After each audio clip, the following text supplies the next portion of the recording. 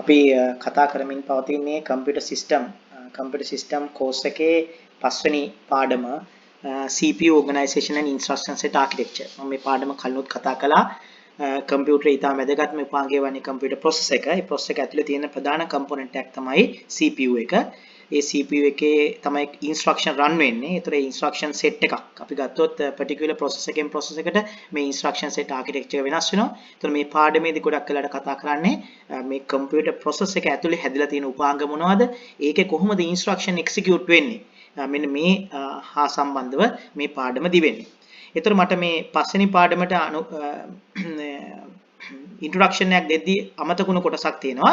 ඒ තමයි ඔබට මතක ඇති මේ CPU organization එක ගැන කතා කරද්දී මම කිව්වා CPU එක හැදෙන්නේ ප්‍රධාන section තුනකින්. ඒ තමයි arithmetic logical unit එක, ALU එක, ඒ වගේම control unit එක, ඒ වගේම registers.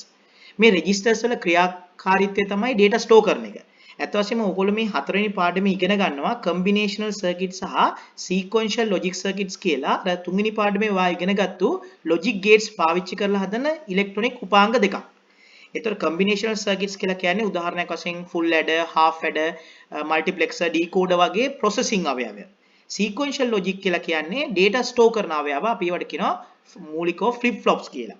එතකොට මේ combinational circuits පාවිච්චි කරලා තමයි අපි අර CPU එකේ තියෙන ALU එක සහ CU එක හදන්නේ.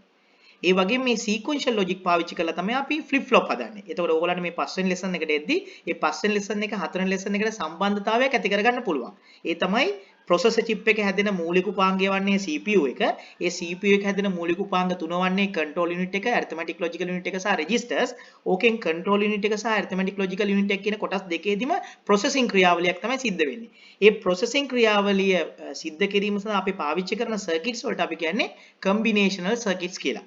විශේෂයෙන්ම ඔයගොල්ලෝ ඉගෙන ගන්නවා half adder, full adder, triple cradle adder, ඊළඟට decoders, multiplexers මේ වගේ උපාංග ගණනාවක් ඉගෙන ගන්නවා.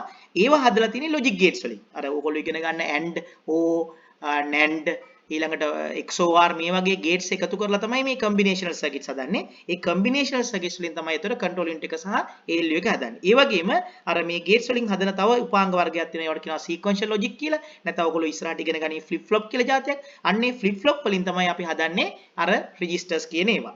right. අපි CPU organization එකේ මුලින් අවධානය යොමු කරා ඒ මූලික කොටස් තුනට. දැන් අපි කතා කරනවා අද අලුත් මාතෘකාව buses. මේ buses කියන්නේ මොනවද? ඔබ දන්නවා කම්පියුටරේ input output devices වලින් ඊළඟට storage devices වලින් එහාට මෙහාට data transfer කරන්න සිද්ධ වෙනවා. විශේෂයෙන්ම data process කිරීම සඳහා අවසාන වශයෙන් CPU එක ඇතුලේ තිබෙන registers වලට. මොකද CPU එකේ මූලික උපාංග තුනයි තියෙන්නේ ALU එක, control unit එක සහ registers. ඒතර මේ registers වලට data ගෙන්න ගන්න ඕන. ඒතර input output unit වලින් data ගේන්න ඕන, memory RAM එකේ ඉඳන් data ගේන්න ඕන. එතකොට මේ වල ඉඳන් data ආය යවන්න ඕන. මේ data එහෙට මෙහෙට කිරීමේ යාන්ත්‍රණයක් තියෙනවා. මේ data එහෙට මෙහෙට කිරීම සිද්ධ කරන්නේ මේ buses පාවිච්චි කරලා. ඒතර buses වර්ග තුනක් අපිට මූලික වශයෙන් හඳුනා ගන්න පුළුවන්. එකක් තමයි data bus. වැදගත්ම bus එක data bus. data bus එකේ තමයි data අරන් යන්නේ. උදාහරණයක් වශයෙන් ඔයා keyboard එකේ මොනවා හරි enter කරපුවම ඒ keyboard එකකින් enter කරපුවා process එකට අරන් යන්නේ මෙන්න මෙහෙම. ඒ වගේම RAM එකේ තියෙන මොම හරි variable එකක් process එක access කරනවා නම් access කරන්නේ මෙහෙම. ඒ වගේම registers වල තියෙන ඒවා ආපහු memory එකට ලියනවා නම් එහෙම නැත්නම් registers වල තියෙන ඒවා ආපහු output device වලට යවනවා නම් යවන්නේ මේක. ඒ නිසා මේ buses වලින් ඉතාම වැදගත්ම bus path එක තමයි data bus එක.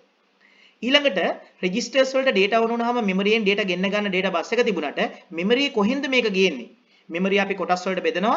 ඒ කොටස් වලට බෙදලා ඒ හැම කොටසකටම අපි address එකක් දෙනවා. මේ input device වලට පවා ඒ mapping memory mapping ක්‍රියාවලියක් කරා addresses දෙනවා. එතකොට අපි register එකේ ඉඳන් memory එකට කියන්න ඕන මේ address එකේ තියෙන item එක එන්න කියලා. එහෙනම් memory ඉඳන් data ටික ගේන්නේ data bus එකේ වෙන්න පුළුවන්. හැබැයි මේ මොන data item එකද කියන එක තීරණය වෙන්නේ අපි CPU එකේ ඉඳන් යවන්නට ඕන address bus එක දිගේ address එක. එතකොට address bus එක දිගේ address එක යවපුවම තමයි ඒ address එකට අදාළ එක memory යෙන් ආපහු data bus එක දිගේ ගේන්නේ. එහෙනම් අපිට bus lines වල ඉතා වැදගත් වෙන data bus එක. ඒ තමයි data ටික ගේන්නේ එකෙන්. හැබැයි ගේන්නේ මොන data item එකද කියන address එක යවන්නේ මොන bus එකේද? address bus එකේ. එම නිසා අපිට CPU එකේ ඉඳන් input output device වලට input output CPU වලට memory ඉඳන් CPU ඉඳන් memory data transfer කිරීමේදී ඉතාම වැදගත් වෙන bus දෙකක් තමයි data bus එක සහ එම data item එක. දැන් උදාහරණයක් වශයෙන් මෙතන තියෙන data item එකේ address එක එකක්. මෙතන තියෙන data item එකේ address එක එකක්. මෙතන තව address එකක්. මෙතන තව address එකක්. ඒතර CPU register එකට මෙන්න මේ data item එක එන්න ඕන.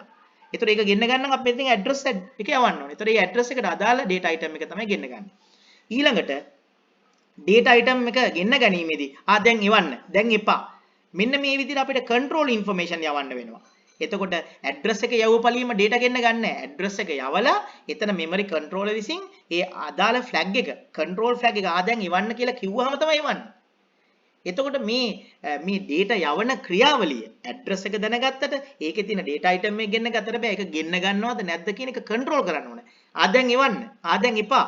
එතකොට මෙන්න මේ controlling information යවන bus path එකට අපි කියනවා control bus කියලා. ඒ නිසා ඔබ එක device එකකින් ඉඳන් තව device එකකට අපි wire ගොඩාක් ගත්තොත් ඒ wire ගොඩ අපිට කොටස් දෙකකට බෙදන්න පුළුවන්. එක set එකක් බෙදනවා data transfer වලට, එක set එකක් බෙදනවා address transfer වලට, එක set එකක් බෙදනවා control information transfer වලට. එතකොට අපි මුළු bus path එක කොටස් තුනකට බෙදන්න පුළුවන්. data bus, address bus, control bus කියලා. මේක තවදුරටත් හොඳින් අපිට දකින්න පුළුවන් මේ චිත්‍රයේදී. ඔබට මතක ඇති මේ data transfer කිරීම හෙට මෙහෙට කිරීමේදී data store කරන භාජන ලෙස අපි හඳුනාගත්තේ registers. එතනදී මම ඔයාලට අර උපකරණ ගණනාවක් කිව්වා. ඒ registers set එකක් කිව්වා. ඒ registers වලින් එකක් instruction register, අනිත් එක memory address register, අනිත් එක memory data register, අනිත් එක මේක control unit එකෙන් තමයි control information යන්නේ. ඒතර ඒක registers නෙමෙයි. address register, data register, instruction register, program counter. මොකද program count එක වැදගත්. program count එක කියන්නේ address එක. මොකද්ද ඊළඟ instruction එකේ address එක. ඒතර program count එකේ තියෙන ඊළඟ instruction එකේ address එක. එතකොට එහෙනම් මේ memory RAM එකට යවන්න ඕන address එක, ඊට පස්සේ RAM එකෙන් data ගෙන්න ගන්න ඕන. ඒ data ගෙන්න ගැනීමේ පණිවිඩය යන්න ඕනේ control වලින්. ඒ නිසා process එක සහ input output device අතරත් අනිත් පැත්තේ memory device අතරත් අපිට දකින්න පුළුවන් මෙන්න මේ bus path. ඒ bus path කොටස් තුනකින් හැදිලා තියෙන්නේ address, data සහ control වශයෙන්. අපි ප්‍රශ්න වලට ගියොත් 2015 32 ප්‍රශ්නේ අපෙන් අහනවා what are the components of a typical system bus? ඒතර system bus එක. ඒ කියන්නේ processor chip එකේ ඉඳන් input output device වලටත් ඒ වගේම memory RAM card එකටත් දිවෙන ඒ පටිය. ඒක පොඩි ඉරි තියෙන පටියක්. ඒකේ තියෙන physical copper lines තියෙන්නේ. ඒ line වලින් තමයි ඒවා connect වෙන්නේ. ඒ line set එකක් තියෙන. ඒ set එකට අපි පොදුවේ කියනවා system bus එක කියලා. මේ system bus එක හැදිලා තියෙන component මොනවද කියලා අහුවොත් ඔබ කලින් ඉගෙන ගත්තා data array යන පාරවල් ටිකක් තියෙන්න ඕන. data array යන pins ටිකක් තියෙන්න ඕන. wire ටිකක්, ඒ වගේම address array යන wire ටිකක් තියෙන්න ඕන. ඒ වගේම control information array යන wire ටිකක් තියෙන්න ඕන. ඒතර system bus එක මූලික වශයෙන් හැදෙන්නේ data array යන wire set එකකින්, address array යන wire set එකකින් සහ control information array යන wire කිහිපයකින්. 2011 32 වෙනි ප්‍රශ්නෙත් අහන්නේ මේ ප්‍රශ්නයමයි component of typical system bus. motherboard එකේ තියෙන ඒ බස් එකට කියනවා processor chip එකේ ඉඳන් IO device වලට දිවෙන, ඒ වගේම processor chip එකේ ඉඳන් RAM එකට දිවෙන මේ system bus එකේ තියෙන මූලික අංග මොනවද කියලා අහනවා. data bus එක අංක 1, address bus එක අංක 2, control bus එක අංක 3. ඊළඟ ප්‍රශ්නේ අපෙන් අහනවා what type of control pins are needed in a microprocessor to regulate traffic on a bus. bus එකේ යන data traffic පාලනය කරන්න අපි what type of control pins. ඒ කියන්නේ data එවන්න දෙපාද. දැන් මොකක්ද එවන්නේ කියන එක අපිට address bus එකේ යවන්න පුළුවන්. ගෙන්න ගන්න එක අපිට data bus එකේ කරන්න පුළුවන්. හැබැයි කොයි වෙලාවටද දැන් ගෙන්න ගන්න. දැන් නවතින්න. අන්න ඒ control information අපි යවන්නේ මොන bus එකේද? ඒක පාලනය කරන්නේ control unit එකෙන්. ඒකේ data යවන්නේ control bus එකේ. ඒතර මෙතන අහන්නේ what type of control pins are needed in a microprocessor to regulate the traffic on the bus in order to prevent two devices. මේක දැන් ප්‍රශ්නේ ඒක නෙමෙයි අහන්නේ. ඒ control කරන්න පාවිච්චි කරන mechanism එක මොකක්ද කියලා අහන්නේ. prevent two devices from trying to use the same time. එකම වෙලාවේ at the same time එකම වෙලාවේ මේ data bus එක පාවිච්චි කරන්න පුළුවන් devices කීප එකට. දැන් ඔබට පේනවා මෙතන මේ එකම data bus එක තමයි මෙයත් පාවිච්චි කරන්නේ. එම data bus එකමයි මේ සියලු IO device පාවිච්චි කරන්නේ. ඒතකොට එක device එකක් තව device එකක් දෙන්නම එක වෙලාවෙ මේක පාවිච්චි කරොත් conflict ඇති වෙනවා. collisions ඇති වෙනවා. ඒක වළක්ව ගන්නේ කොහොමද කියලා මේ අහන්නේ. මේ ප්‍රශ්නේ අපි ආය අවධානය යොමු කරගමු. in order to prevent කියන්නේ වළක්වනවා two devices from trying to use this data bus at the same time. එකම වෙලාවේ device දෙකක් try කරනවලු data bus එක use කරන්න. ඒක වළක්ව ගන්නේ කොහොමද කියලා අහනවා. ඒක වළක්ව ගැනීම සඳහා තමයි control information අපිට අවශ්‍ය වෙන්නේ. ඒ ක්‍රියාවලියට කියනවා bus arbitration කියලා. arbitration කියලා කියන්නේ ව්‍යාකූලතාව වළක්ව ගන්න වෙන් කරනවා. එකිනෙකට දැන් දෙකම එක වෙලාවෙ ඇක්සස් කරනවා නම් ඒක ව්‍යාකූලතාවයක්. ඒ ව්‍යාකූලතාවය වළක්ව ගන්නවට අපි කියනවා ආබිට්‍රේෂන් කියලා. ඒ ක්‍රියාවලියට අපි කියන්නේ බස් ආබිට්‍රේෂන් කියලා. ඒක ලොජිකල් ක්‍රියාවලියකින් කරන්නත් පුළුවන්, ෆිසිකල් ක්‍රියාවලියකින් කරන්නත් පුළුවන්. ඔය ඉස්සර කාලේ තිබුණා ෆිසිකල් පොඩි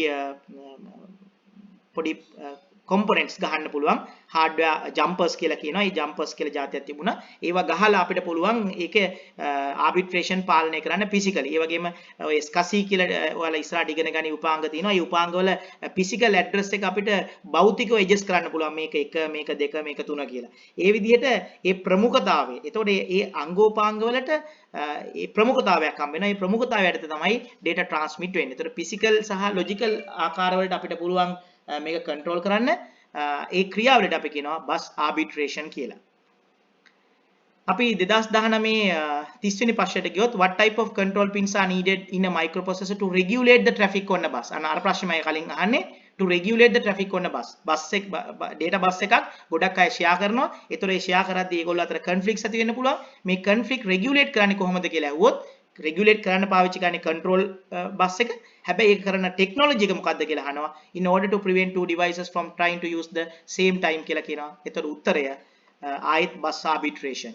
ඒ එකම බස් එක device කීපයක් එකම වෙලාවේ භාවිතා කරන්න උත්සාහ කිරීමේ ඒ conflict එක වළක්වන්නේ. ඒ conflict එක වළක්වන ටෙක්නික් එකට කියනවා bus arbitration කියලා. ඒක ටෙක්නික් ආකාර දෙකකට අපිට බෙදන්න පුළුවන් physical අංකන ක්‍රමයක් සහ logical අංකන ක්‍රමයක් පාවිච්චි කරලා.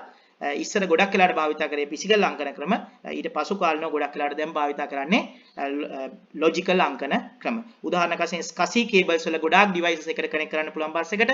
එතෙන්දී අපි physical addressing mechanism එකක් පාවිච්චි කරනවා. ඒ වගේම USB වගේ වලත් ගොඩාක් connect කරන්න පුළුවන්. හැබැයි එතෙන්දී logical connection ක්‍රමයක් තමයි පාවිච්චි කරන්නේ. ඒ ක්‍රියාවලියට කියන නම bus arbitration. වෙන් කර හඳුන ගන්නවා.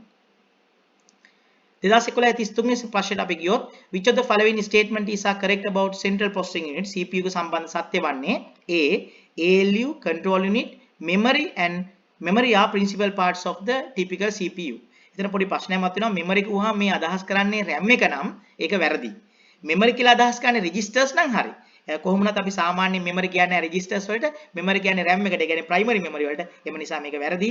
මේ උත්තරේ නිවැරදි කරන්න තිබුණා ALU control unit සහ registers කියලා තිබුණා. B ALU executes arithmetic and logical instruction අනිවාර්යයෙන්ම ALU එකේ කාර්යභාරය arithmetic සහ logical instruction execute කිරීම. ඒක හරි. C ALU operates are controlled by the control unit අනිවාර්යයෙන්ම ALU එකේ operation විතරක් නෙමෙයි registers වල memory වල data එහාට මෙහාට යන එක bus arbitration ක්‍රියාවලිය පාලනය කරන්නේ. කවුරු කොතෙන්ද කොයි වෙලාවෙ data යවනවද? මේ data bus එකේ දැන් කවුද data යවන්නේ කියන එක control කරන්නේ control unit එක control bus එක හරහා. ඒ ක්‍රියාවලියට අපි කියන්නේ bus arbitration කියලා. D both CPU registers and control unit of the CPU are called the data path. අපි සාමාන්‍යයෙන් data path එකක් කියලා කියන්නේ data bus එකට. ඒ කියන්නේ data bus address bus සහ control bus එකට ඒ වගේම source එක සහ destination එකට control unit එකට data path එකේ කොටසක් ලෙස සලකන්න බෑ. data path එක පාලනය කරන කෙනෙක් තමයි control unit එක කියලා කියන්නේ.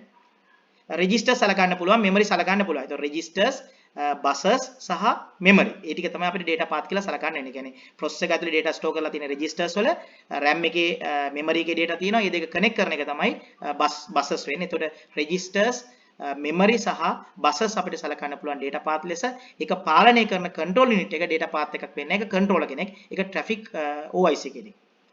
E address bus is used to determine the location of the source and destination of the data. අනිවාර්යෙන් data bus එකේ data අරන් එද්දි address bus එකේ තමයි යවන්නේ. මේ මොන දැන් memory එක ගත්තොත් memory data ගොඩක් තියෙනවානේ. ඒ data එක එක data item එකට වෙන වෙනම addresses දෙනවා. එතකොට මේ මොන address එකේ තියෙන data item එක දෙන්න ඕනේ කියන එක යවන්නේ address bus එක දිගේ. එම නිසා E හරි ප්‍රකාශයක් ලෙස ගන්න පුළුවන්. 2009 10 වෙනි ප්‍රශ්නයට අපි ගියොත් which of the following statement is true with respect to the typical bus transaction? buses ගැන අහන්නේ. Physically a bus is a group of conductors. ඔව් කම්බි set එකක් නැත්නම් wire set එකක් which allows all the bits in binary word to be copied from source component to destination. ඔව් source එක කියන්නේ දැනට තියෙන තැන. ඒතර දැනට තියෙන්නේ memory එකේ. ඒතර memory එකේ RAM එකේ දැනට තියෙනවා. source එක ඒතර RAM එක. ඒක ගෙනියනවා registers වලට CPU එකේ තියෙන. ඒක destination එක.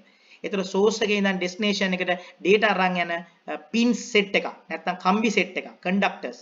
කම්බි set එකකට අපි කියනවා physically bus. yes bus එකක් හැදෙන්නේ එහෙමයි කම්බි line නැත්නම් conductors සන්නායක ලයින්ස් වලින් තමයි බස් එකක් හැදෙන්නේ වයර් සෙට් එකක් right එතකොට source එකකින් දැන් destination එකට data transfer කරනවා මේ wire දිගේ A හරි B buses moves binary values inside the CPU between registered and other components yes register ඉඳන් registers වලට register ඉඳන් main memory එට register ඉඳන් IO device වලට IO device වල ඉඳන් registers වලට memory ඉඳන් registers වලට මේ හැමතැනම data transfer කිරීම සඳහා අපි පාවිච්චි කරන wire වලට wire set එකකට නැත්නම් conductor set එකකට conductor මිටි එකට අපි කියනවා buses කියලා yes it is C. Buses are also used outside the CPU to copy values between the CPU registers and main memory and between the CPU registers and IO subsystem. අනිවාර්යයෙන්ම buses use කරන්නේ register අතර data හුවමාරුවට පමණක් නෙමෙයි register වල ඉඳන් memory වලටත් memory ඉඳන් register වලටත් අනිත් පැත්තේ register වල ඉඳන් IO device වලටත් IO device වල ඉඳන් registers වලටත් data හුවමාරුව සඳහා අපි buses පාවිච්චි කරනවා. D. Buses are transferring data from the memory to CPU registers and not vice versa. වැරදි. buses අපි use කරන්නේ memory ඉඳන් CPU registers වලට යවන්න විතර නෙමෙයි CPU registers වල ඉඳන් memory ට data එන්නේ එම data bus එක දිගේම තමයි.